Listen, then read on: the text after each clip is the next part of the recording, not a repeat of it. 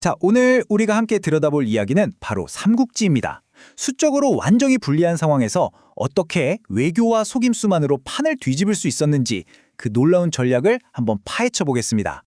이게 바로 군주 유비가 마주했던 정말 절체절명의 위기였거든요.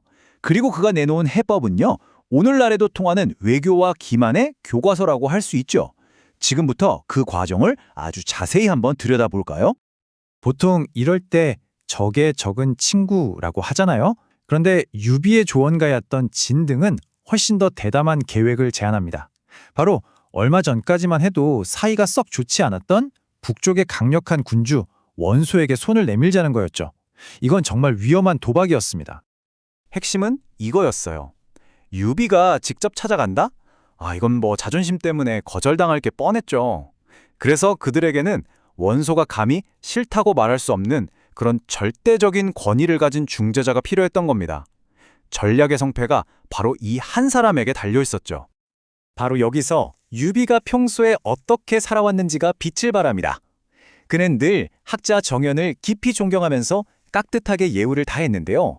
바로 그 관계가 이 결정적인 순간에 힘이 된 거죠. 정연은 유비의 진심을 믿고 기꺼이 그를 위해 붓을 들기로 합니다. 원소가 편지를 딱 받았는데 그의 조종이 찬성과 반대, 이 두 목소리로 그냥 발칵 뒤집혔습니다. 이 거대한 군대를 움직일 것이냐, 아니면 그냥 지금처럼 있을 것이냐, 아주 팽팽한 긴장감이 흘렀죠. 원소는 그야말로 리더십의 시험대에 오른 셈이었죠. 한쪽에서는 신중해야 한다, 다른 한쪽에서는 명분이 중요하다, 이렇게 팽팽하게 맞섰거든요. 조언가들 사이에 이런 깊은 분열은 결국 군주인 원소를 아무 결정도 못하는 상태로 마비시켜버렸습니다. 바로 그때였습니다.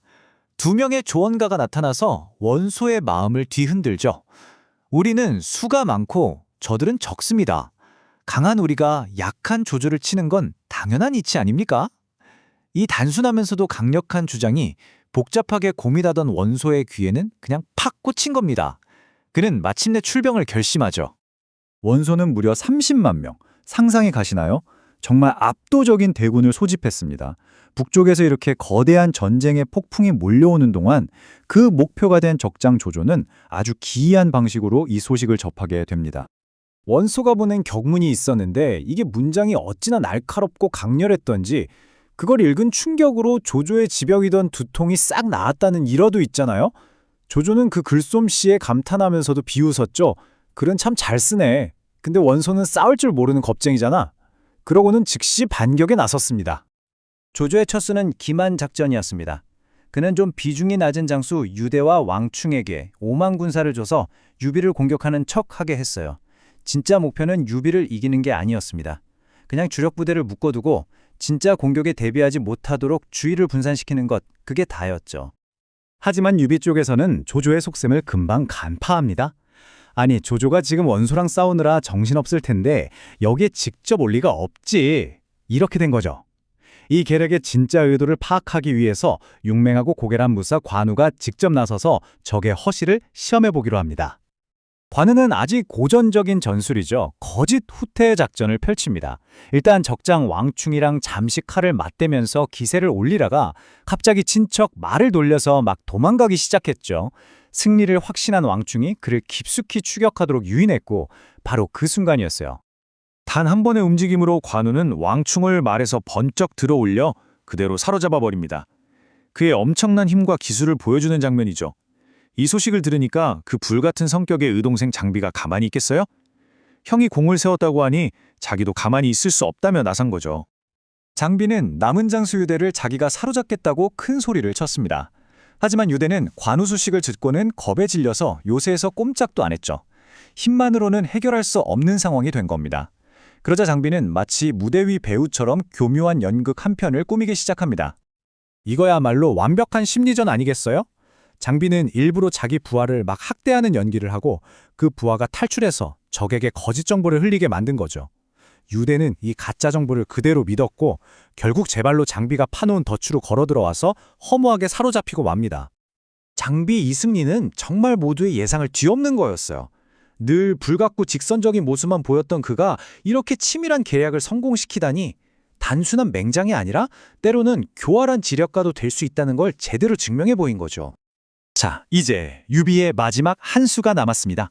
그는 사로잡은 두 장수를 벌주는 대신 오히려 극진히 대접해서 풀어주죠. 조조를 배신할 마음이 없다는 제스처였어요. 하지만 이 관용 뒤에는 상대의 마음을 아주 완벽하게 꺾어 놓을 마지막 심리전이 숨어 있었습니다.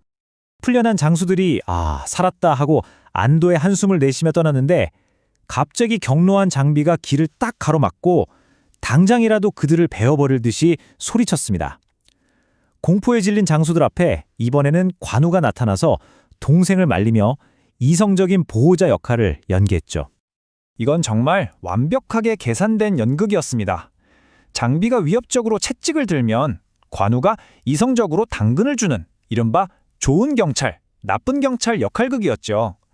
이 연극의 두 장수는 완전히 공포에 질렸고요. 유비의 관용이 진심이라고 확신하게 되면서 두 번 다시는 유비를 공격할 엄두조차 내지 못하고 달아났습니다.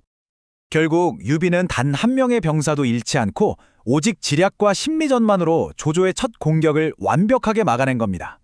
이렇게 작은 전투들은 뛰어난 전술로 이겼지만 이건 거대한 전쟁의 서막에 불과했죠.